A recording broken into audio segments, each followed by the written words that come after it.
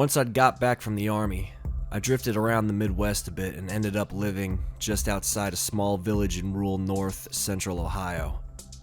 This was back in the late 70s, early 80s. About the only place I could afford in those days was an old trailer in a dingy little park off a 2-lane country road. I was delivering pizzas for a little shop in the village, and being out in the middle of nowhere, the business dried up around 10 o'clock or so every night. These were in the days before the internet, or even TV, as you young ones know it now.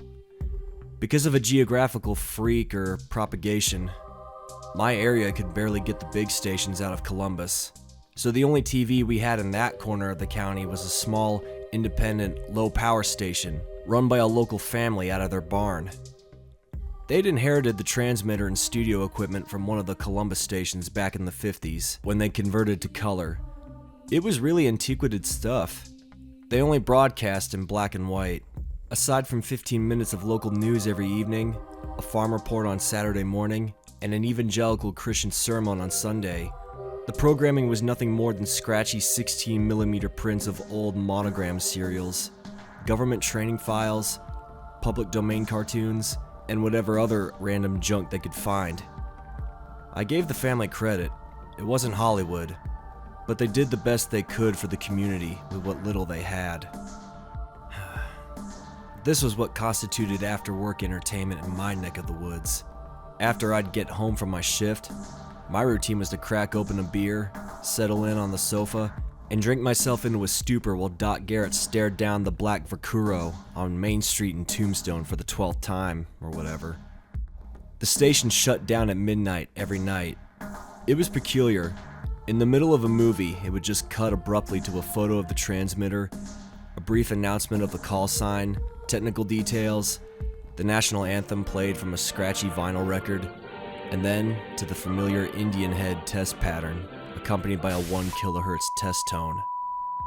I pictured in my head at that moment the lone studio engineer flipping the switch to the ancient test pattern generator, yawning lightly as he turned the light out in the studio, putting on his hat and coat, and heading out into the night for his 30-minute drive home. The transmitter tower stood guard over the countryside, solemnly blinking red warning lights up its length, and beaming out this unchanging signal from another era.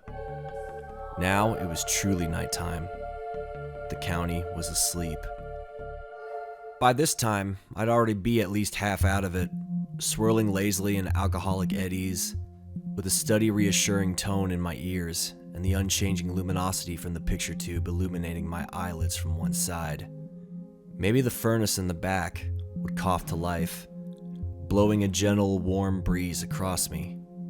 It was comfortable, womb-like.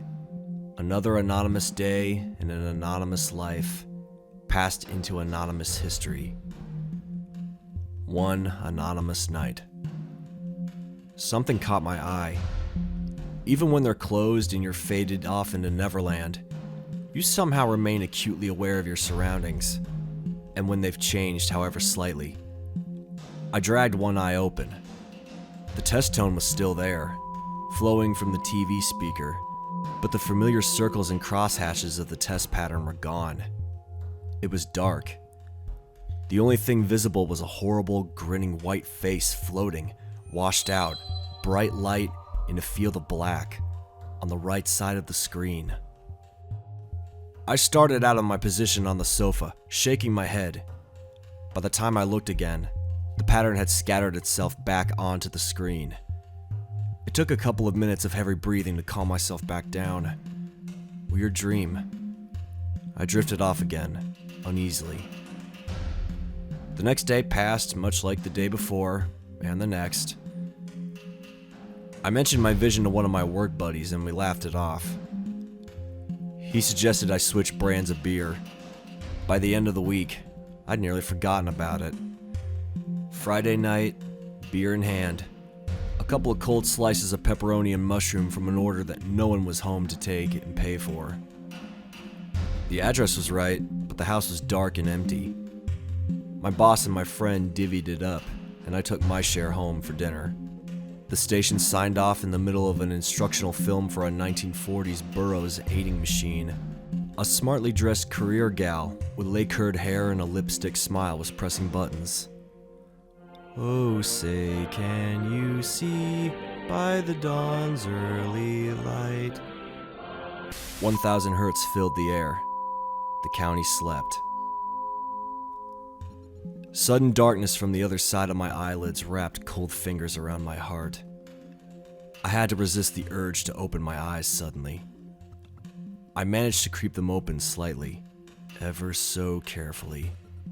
On the right half of the screen, a bright white blob twisted around, leaving a smeared trail.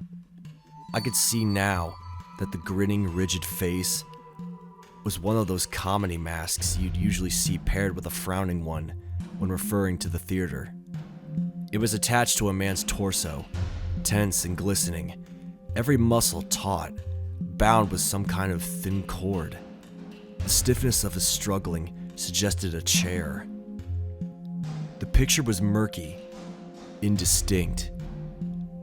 I'd seen video like this once, when I drifted through Columbus years before and attended an experimental theater exhibition by some student radicals at OSU. They were using one of the newfangled portable videotape machines that were all the rage then. One of those Japanese companies made them. Sony, I think it was. Movies for the masses. The technology was primitive. The images looked like ghosts. This was no dream. I looked around the room and picked up my empty beer can. I was awake, no question about it. The man in the mask was still there on the screen. Except now there was another person beside him, occupying the left half. I only saw a thick arm and a torso, clad in what looked like a short-sleeved work shirt. The head was off screen. The arm raised and crossed the mask. A quivering, straining motion brought the muscles to the surface, as well as a brief, narrow flash of reflected light that lingered on the screen at the man's neck. The rigid smile went horribly sideways, then up and around at an impossible angle. I saw for only a moment an ear framed by hair and sideburns. Something dark and copious poured down the bound man's shoulders and chest below where the head had been. The picture zigzagged with static, and the test pattern returned. The old war chief peered stoically to the right half of the screen, unperturbed. All of this took place within 5 seconds or so. It was about 2:45 in the morning. Once I'd gotten my hands to work again, I piled my clothes back on and set out towards the payphone at the entrance to my trailer park, marked by a solitary blue-white mercury lamp. The soft crunch of my boots in the snow evaporated in the air. The still winter dark seemed full of silent eyes. I spun the dial around to 0. Relays clicked in the earpiece. A bored, slightly annoyed-sounding woman answered, and after putting up with a few seconds of my gibbering, connected me to an equally bored police dispatcher in a town 13 miles away. There was no physical crime to investigate. I was probably just drunk and had a bad dream. There was nothing to warrant a police officer to come and inspect anything at that time. He was nice enough to take a statement over the phone, while I stood there freezing, trying to piece together what I'd seen.